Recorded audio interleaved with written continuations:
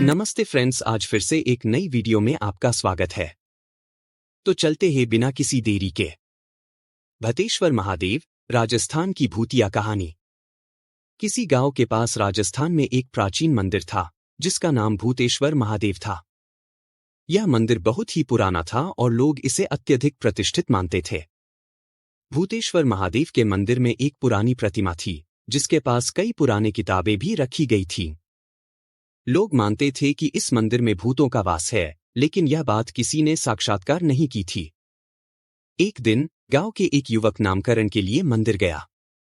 उसका नाम रामू है। रामू ने मंदिर के पास पहुंचते ही महसूस किया कि यहां कुछ अजीब लग रहा है, लेकिन वह अपने काम को पूरा करने के लिए आगे बढ़ा। जैसे ही वह मंदिर के अंदर पहुंचा, उसने अपने आप को अकेला महसूस किया। रामू ने नामकरण के लिए अपने पुरखों की याद में एक दीपक जलाया और मंदिर में बैठ गया। धीरे धीरे रात का समय बढ़ने लगा और रामू को अधिक डरने लगा।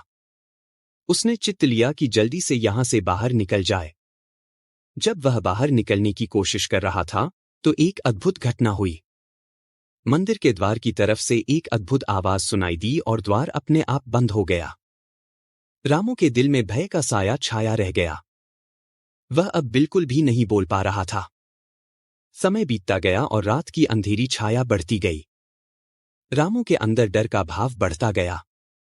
उसने महसूस किया कि कुछ उसे पीछे से देख रहा है। धीरे धीरे वह अपने पिता की याद में गले लगा और दिल से भगवान भूतेश्वर महादेव से प्रार्थना की कि उन्हें बचा ले। तभी एक अद्भुत और अनजान शक्ति ने रामू को जड़ से पकड़ लिया। रामू के शरीर में अद्भुत गर्मी महसूस होने लगी और उसने एक आत्मा की आवाज सुनी, तू मेरे मंदिर में क्यों आया है? रामू को संज्ञा का अंधकार हो गया। वह डर से कांप रहा था, लेकिन उसने अपने अधिकार की भावना बनाए रखी। मैं नामकरण के लिए आया हूं, उसने धीरे धीरे उत्तर दिया। तुम नामकरण के लिए यहां क्यों आए हो? क्या तुम जानते हो कि यहां भूतों का वास है? उस अद्भुत आवाज ने पुनः रामू के हृदय को धड़काया। रामू ने उस आत्मा को अपने पिता की याद में बुलाया और कहा, मुझे यहां आपकी कृपा का अनुभव हो रहा है, भगवान। मैं नामकरण के लिए आया हूं, कृपया मुझे अपने शरण में ले लें। अचानक वह आत्मा गुस्से में बदल गई। तुम्हें यहां कभी नहीं आना चाहिए था, लेकिन तुमने अपने पिता की याद में मुझे बुलाया है, इसलिए मैं तुम्हें क्षमा करता हूं। जाओ और ध्यान रखो कि तुम फिर कभी यहां न आओ। रामू के अंदर भय का डर कम हो गया। उसने महादेव का आभास महसूस किया और मंदिर से बाहर निकल गया। वह घर लौटा और अपने पिता को सभी घटनाओं के बारे में बताया।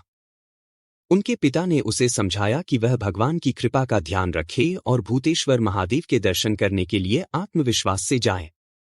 रामू ने अपने पिता की सलाह मानी और वह फिर से भूतेश्वर महादेव के मंदिर गया, लेकिन इस बार उसने ध्यान रखा कि वह पवित्रता और भक्ति के साथ आए। वह भगवान को अपने मन की सारी बातें बताया और उनसे क्षमा मांगी। भूतेश्वर महादेव ने उसकी प्रार्थना सुनी और उसे अपना आशीर्वाद दिया। रामू को वापस अपने घर लौटने में कोई भी अड़चन नहीं आई और उसका जीवन पुनः संघर्ष और सफलता की ओर बढ़ गया। इस घटना के बाद से भूतेश्वर महादेव के मंदिर में कोई भूतों की उलझन नहीं हुई और लोग आसानी से वहां जाते और अपनी मनोकामनाएं पूरी करते हैं। इस घटना ने साबित किया कि भगवान की भक्ति और विश्वास से हर कठिनाई को पार किया जा सकता है। तो फ्रेंड्स, वीडियो अच्छी लगी हो तो लाइक, शेयर और सब्सक्राइब करें और ऐसी ही वीडियो देखने के लिए मुझे फॉलो करें और कमेंट करें।